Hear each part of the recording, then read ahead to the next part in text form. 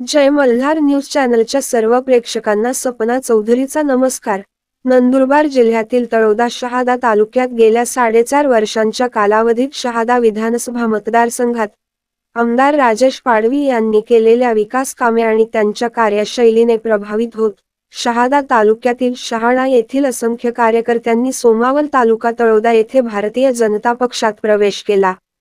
Police निरीक्षक पदाचा राजीनामा दिल्यानंतर थेट विधानसभेची निवडणूक लढवून शहादा विधानसभा मतदारसंघाचे आमदार झालेल्या राजेश पाडवी यांनी शहादा मतदारसंघातील शहादा व तळोदा तालुक्यात गेल्या 4.5 वर्षाच्या आमदारकीच्या काळात असंख्य विकास कामे केली, अनेक समाज उपयोगी उपक्रम राबविण्यासह कलावती फाउंडेशनच्या माध्यमातून नागरिकांची आरोग्य सेवा केली।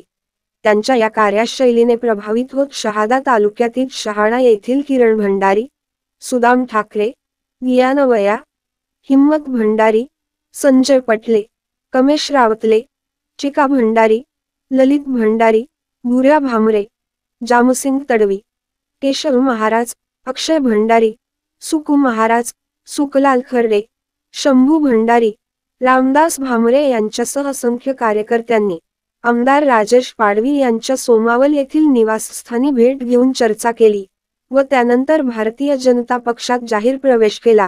आमदार पाडवी यांनी सुरू केलेला विकासरथ अधिक जोमाने आम्ही यापुढे सुरू ठेवू असा निर्धार यावेळेस या कार्यकर्त्यांनी व्यक्त केला।